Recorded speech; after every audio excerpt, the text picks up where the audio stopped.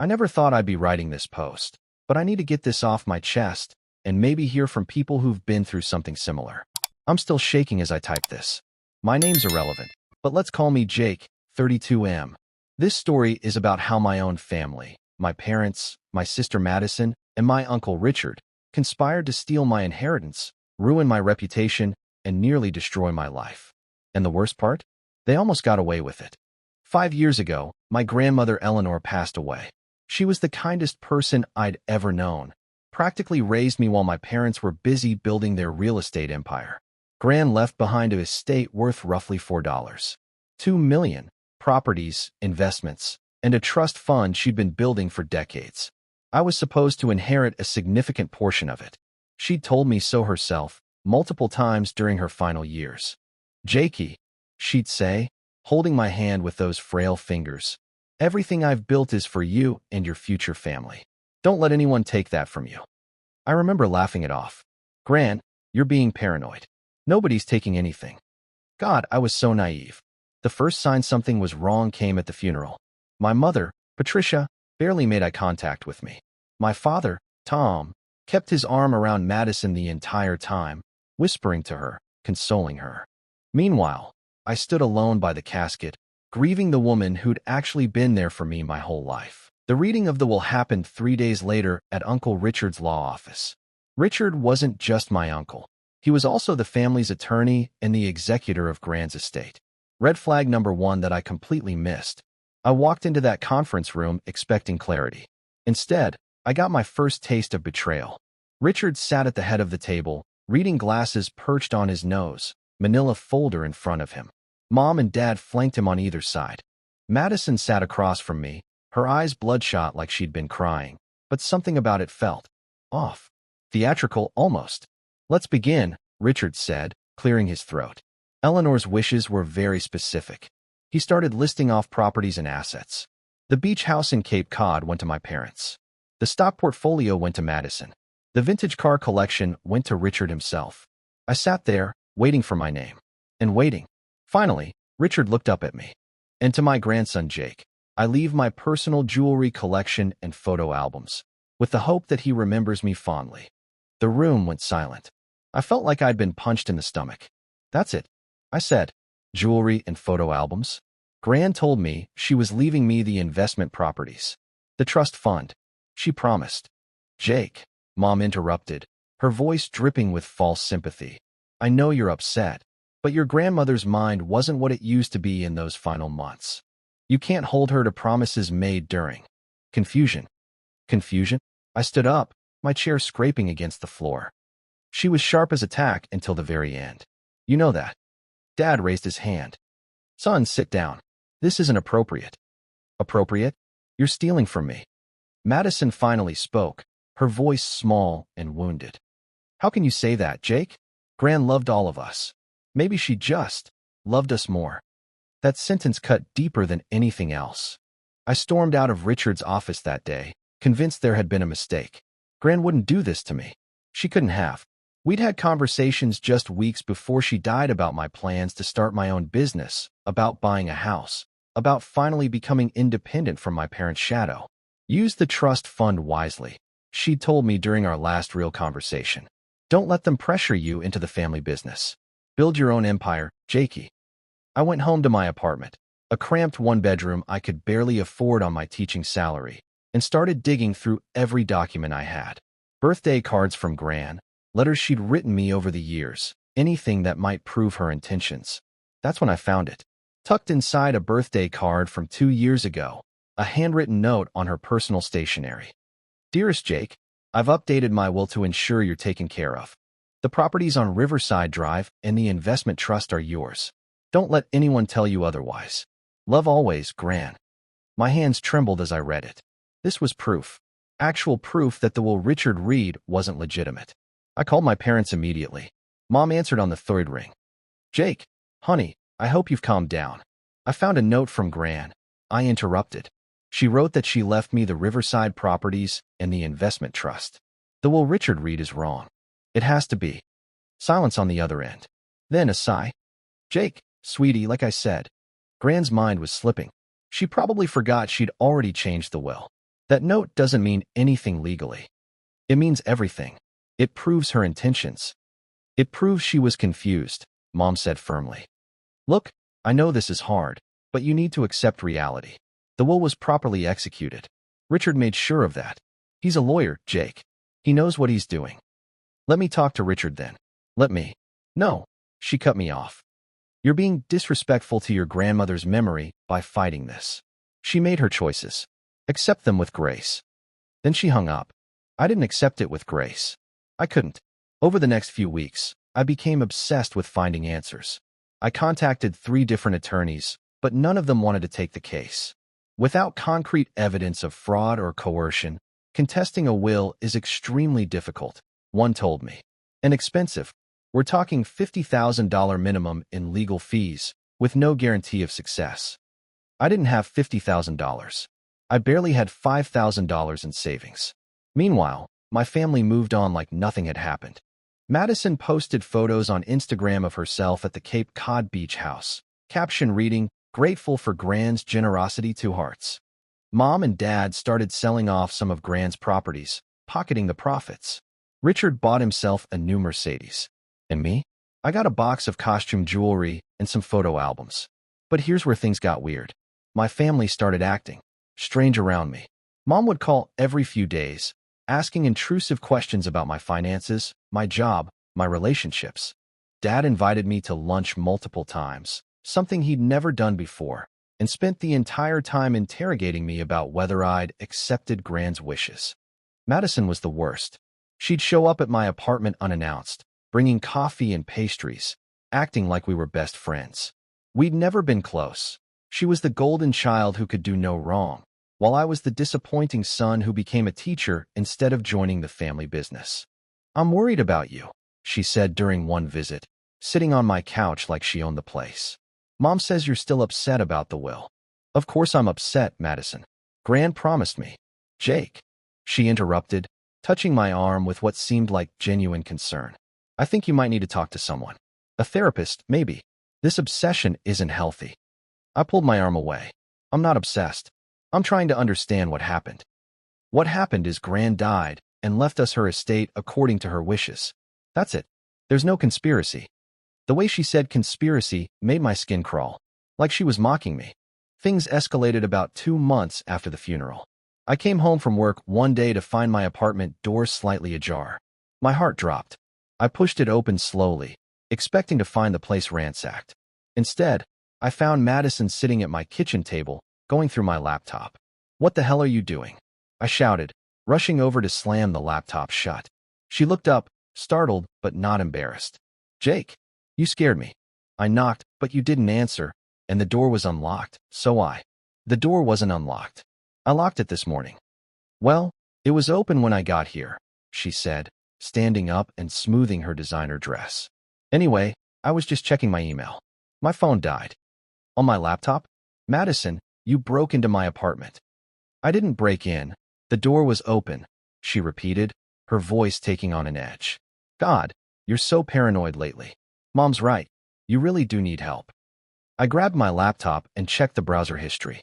She'd been going through my documents folder, specifically the folder labeled Grand's Will. My blood ran cold. "Get out," I said quietly. "Jake, get out of my apartment right now, or I'm calling the police." She grabbed her purse, her expression shifting from fake concern to something colder. "You know what? Fine. But you should know that acting like this is exactly why Gran didn't trust you with her money. You're unstable, Jake. Everyone can see it." After she left, I checked everything. My documents were still there, but I couldn't shake the feeling that she'd been looking for something specific. Or worse, planting something. I changed my locks that night. Cost me $200 I couldn't afford, but I didn't care. 2 days later, my parents called an emergency family meeting. I almost didn't go, but something told me I needed to see what they were planning. I wish I hadn't. The family meeting was held at my parents' house, a sprawling estate they'd bought with their real estate money. I pulled up in my beat-up Honda Civic, feeling like an outsider at my own family gathering. Inside, everyone was already seated in the living room. Mom, Dad, Madison, Uncle Richard, and surprisingly, my Aunt Carol, Dad's sister who I barely knew. She lived in Seattle and rarely came to family events. Thanks for coming, Jake, Dad said, gesturing to an empty chair positioned directly across from everyone else. I felt like I was walking into an intervention. Because I was. We're concerned about you, Mom began, her hands clasped in her lap. Your behavior since Eleanor's passing has been troubling. Troubling how? Richard leaned forward. Jake, you've been harassing family members, making wild accusations about the will, and according to Madison, you physically threatened her when she tried to visit you. My jaw dropped. I what? That's a complete lie. She said you grabbed her and shoved her out of your apartment, Richard continued, his tone clinical and detached. She was afraid you might hurt her. I looked at Madison, who sat there with tears in her eyes, playing the victim perfectly. That never happened. She broke into my apartment and went through my laptop. See, Madison said, her voice cracking. He's delusional. He thinks I broke in when the door was literally open. He's been sending me these paranoid texts about conspiracies. What texts? I haven't texted you anything. Mom pulled out her phone and showed me a screenshot. Messages from my number to Madison, rambling about how they're all in on it, and I know what you did to Gran, and increasingly unhinged accusations. Except I never sent those messages. That's not me, I said, my voice rising. Someone's spoofing my number or… Jake. Aunt Carol spoke for the first time, her voice gentle. Honey, we think you might be having a breakdown. The stress of losing Eleanor, the disappointment about the inheritance. It's understandable. But you need help. I stood up, my chair scraping against the hardwood floor. You're gaslighting me. All of you. This is insane. Sit down, son, Dad said firmly. We're not done. Yes, we are. I'm leaving. Richard stood as well. If you walk out that door, Jake will have no choice but to pursue legal action. Madison is prepared to file for a restraining order based on your threatening behavior. Your mother and father are considering having you committed for psychiatric evaluation under a 72-hour hold. The room spun. Committed? You can't be serious. We don't want to, Mom said, tears now streaming down her face. But we can't watch you destroy yourself like this. You need help, and if you won't accept it voluntarily. This is because I questioned the will, I said, my voice shaking. This whole thing is to shut me up. No one's trying to shut you up, Richard said calmly. But your behavior is concerning. The harassment, the paranoia, the breaking and entering. I never broke into anywhere. You tried to break into my office last week, Richard continued. Security cameras caught you trying to jimmy the lock on the back door after hours. That's impossible. I was at work last week. I can prove it. But even as I said it, doubt crept in. Could I prove it? Did I have an alibi for every single hour? They had an answer for everything. They'd built an entire narrative around my supposed mental breakdown, complete with evidence I couldn't refute because I didn't know when or how they'd manufactured it. Here's what's going to happen, Dad said, his voice taking on the authoritative tone he used in business negotiations. You're going to voluntarily check yourself into Riverside Wellness Center for a 30-day evaluation. They specialize in grief counseling and stress-related disorders. While you're there, you'll get the help you need. And if I refuse, then we file the commitment papers and the restraining order. Your choice, but one way looks a lot better for you than the other. I looked around the room at these people, my family, and realized I was trapped. I didn't check into Riverside Wellness Center. Instead, I did something desperate and probably stupid. I ran. Not physically ran away, but I cut off all contact with my family, blocked their numbers, deleted social media, told my principal at school that I had a family emergency and needed to take a leave of absence. I scraped together what little savings I had and moved across town to a different apartment under a month-to-month lease. For 3 months, I lived in paranoid isolation. Every unexpected knock made me jump. Every police siren made me think they were coming to commit me. I stopped going to my regular coffee shop, my gym, anywhere my family might find me. But I also started digging deeper. I spent hours in public libraries, using their computers to research fraud and estate manipulation. I learned that what happened to me wasn't uncommon. Families manipulating elderly relatives, creating new wills, forging signatures. The problem was proving it. Then I caught a break. A small article in the local business section mentioned Uncle Richard's law firm being investigated by the State Bar Association for ethical violations. Nothing major yet, just preliminary inquiries, but it was something. I created a fake email address and reached out to the journalist who wrote the article. Her name was Angela Chun, and she specialized in legal corruption stories. She responded within hours. I'd like to hear your story.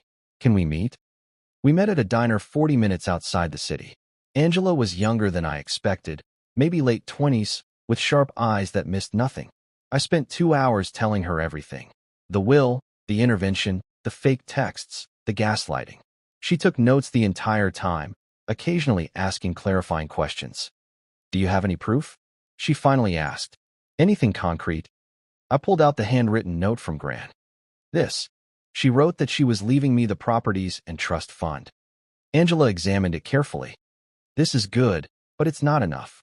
A defense attorney would argue it's just an elderly woman's confused ramblings. We need more. Like what? Like the original will.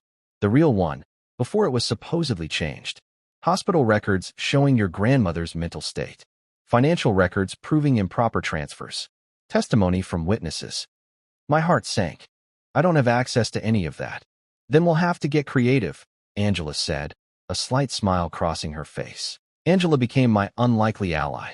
She had resources I didn't, connections to private investigators, access to legal databases, and most importantly, she knew how to navigate the system without tipping people off. First thing we need to do is establish your grandmother's mental competency at the time of the will change, Angela explained over coffee at our second meeting. When exactly did Richard say the will was updated? I pulled out my notes. According to the document he read, it was revised 6 months before she died. February 14th, Valentine's Day. Interesting date. Romantic, memorable, easy to remember for testimony. She typed something into her laptop. I'm checking hospital admission records. Your grandmother had cancer, right? Yes, pancreatic, but she was still sharp. We had full conversations about politics, about books she was reading. I believe you, but we need medical proof. Let me make some calls. 3 days later, Angela called me with news. Jake, your grandmother was admitted to Mercy General on February 12th with complications from her chemotherapy. She was heavily sedated and on morphine drips until February 16th. There's no way she could have been mentally competent to change her will on February 14th. My heart raced. That's proof. That's actual proof the will is fraudulent. It's a start. But here's the problem. Richard's firm has a notary stamp on the document saying Eleanor signed it at his office on that date. Either the notary is lying or someone forged your grandmother's signature. So what do? We find the notary. Her name is listed as Susan Whitmore. I'm tracking her down now. It took Angela another week to locate Susan Whitmore. She'd left Richard's firm 3 months after Gran's death and moved to Arizona. When Angela finally reached her by phone, Susan was reluctant to talk. But money talks louder than loyalty. I scraped together $500, literally my last dollars, and Angela flew to Phoenix to meet Susan in person. What Susan told her changed everything. Angela called me from the airport on her way back. Jake, you need to sit down for this. Just tell me. Susan says she never notarized Eleanor's will. She was on vacation in Florida during Valentine's Day week. She says Richard must have forged her notary stamp. Will she testify? I asked, gripping my phone so hard my knuckles turned white. She's scared. Richard apparently threatened her before she left the firm, told her if she ever talked about internal matters, he'd destroy her career and come after her family. But she's willing to give a deposition if we can guarantee her protection. For the first time in months, I felt something besides despair. Hope. But Angela wasn't finished. There's more, Jake. Susan says this wasn't Richard's first time doing this. She witnessed him manipulating at least 3 other estates over the past 5 years. Always elderly clients with substantial assets and family members eager to inherit. He'd falsify documents, forge signatures, and split the proceeds with the families involved. My parents knew, I said, the realization hitting me like a freight train. They were in on it from the beginning. Susan confirms your mother and Richard had multiple private meetings in the weeks before Eleanor's death. She overheard part of one conversation where Patricia said something about making sure Jake doesn't get in the way. I felt sick. My own mother had plotted to steal from me. What do we do now? I asked. Now we go to the district attorney. With Susan's testimony and the hospital records, we have enough for a criminal investigation. But Jake, you need to prepare yourself. This is going to get ugly. Your family will fight back hard. She wasn't wrong. 2 days after Angela submitted our evidence package to the DA's office, all hell broke loose. I got a call from a detective named Sarah Morrison asking me to come in for an interview. I thought it was about my complaint. Instead, they arrested me. The charges? Forgery, fraud, and theft. According to the arrest warrant, I had allegedly created fake documents and stolen $75,000 from my grandmother's estate before her death. As the handcuffs clicked around my wrists, Detective Morrison read me my rights. You have the right to remain silent. I couldn't believe this was happening. This is a setup. My family is behind this. Sure they are, Morrison said, not unkindly. Everyone's innocent at booking. I spent 18 hours in jail before Angela managed to arrange bail. She'd contacted a criminal defense attorney named Marcus Webb, who took my case pro bono after hearing the details. They're trying to discredit you before the investigation into them gains traction, Marcus explained during our first meeting at his office. Classic preemptive strike. Make you look like the criminal, so anything you say sounds like deflection. But I didn't steal anything. I can prove where I was, what I know, and we will prove it. But understand something, Jake, your family has resources. They've spent the last 6 months building a case against you. Fake bank statements showing transfers from Eleanor's account to yours. Forged checks with your signature. Witness statements from people claiming you pressured your grandmother for money. I put my head in my hands. How is this possible? How can they just manufacture evidence? Because your uncle is a lawyer who knows exactly how to manipulate the system, and your parents have enough money to buy false testimony. Marcus leaned forward. But they made mistakes. They always do. We just need to find them. The next few weeks were a nightmare. My arrest made the local news. Teacher accused of defrauding dying grandmother.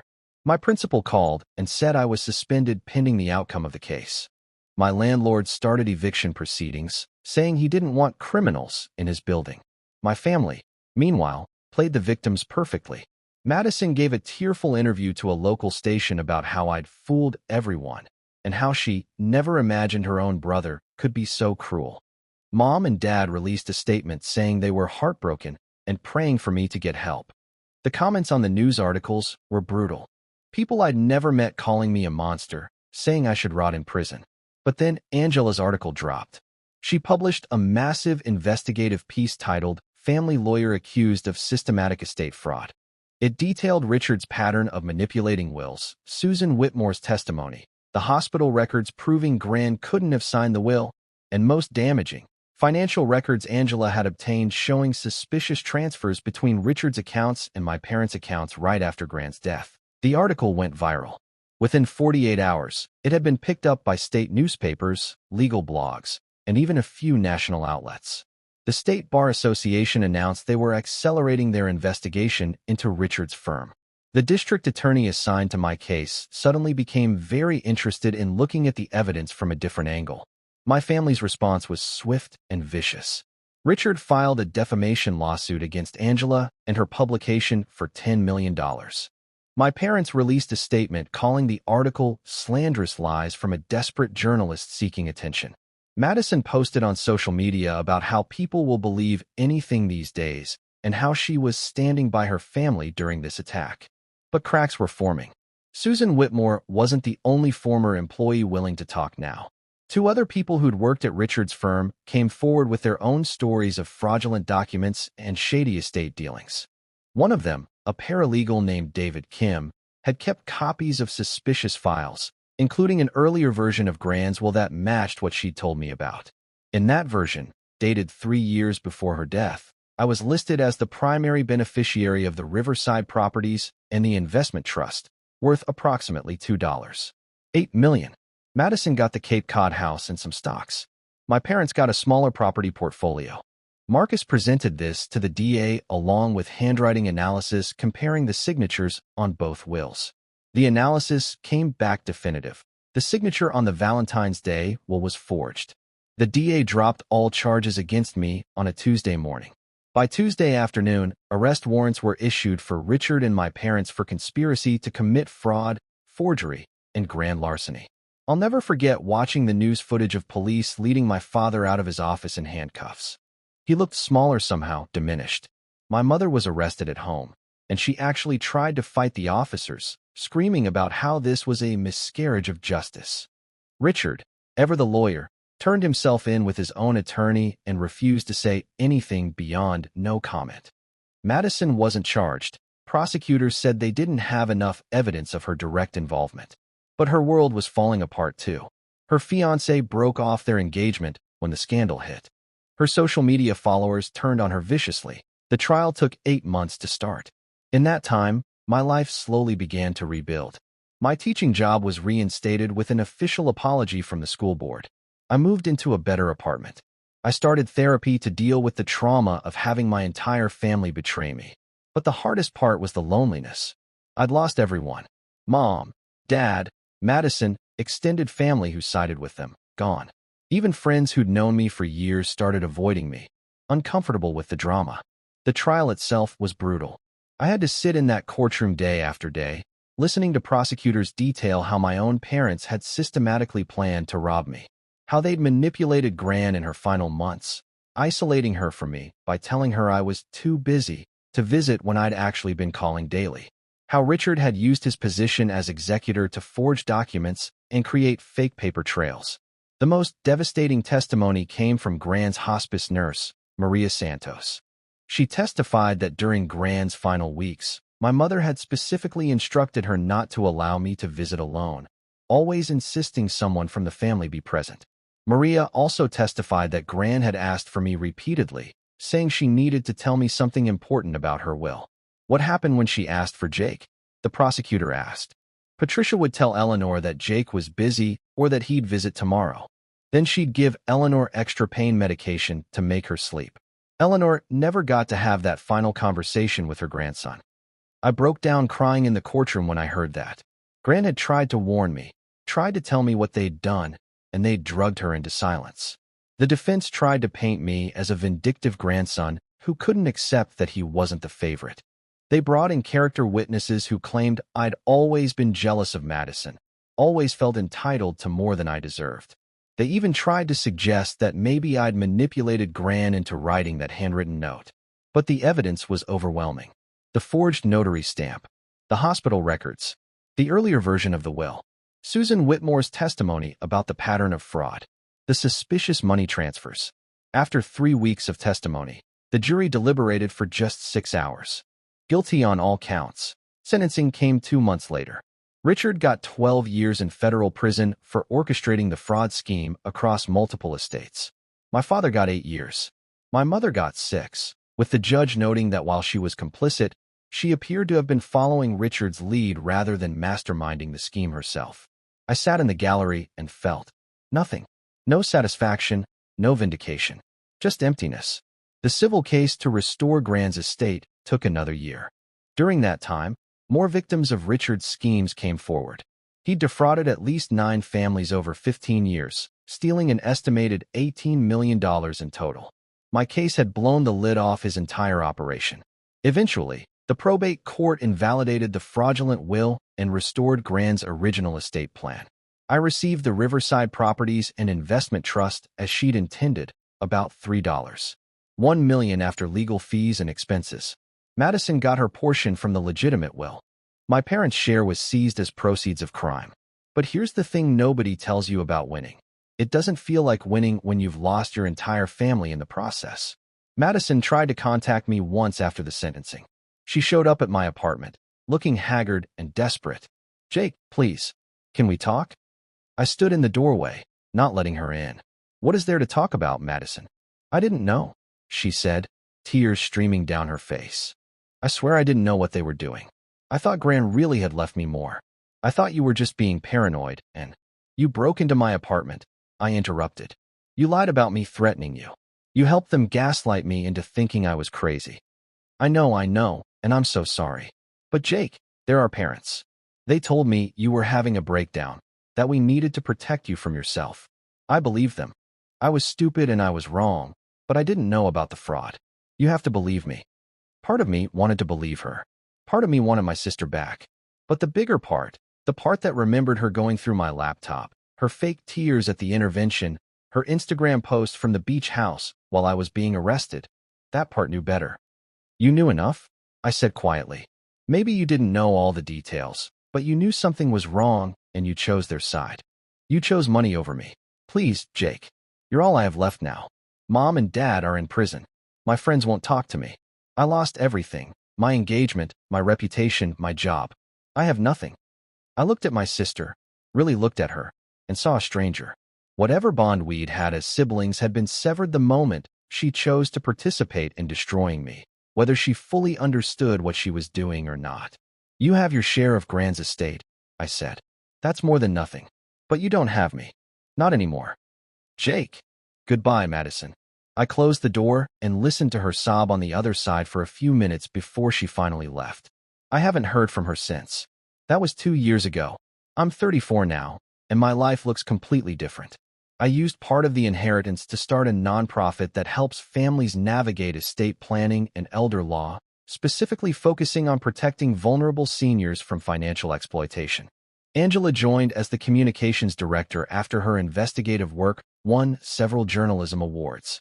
I'm dating someone wonderful, a woman named Claire who knows my whole story and loves me anyway.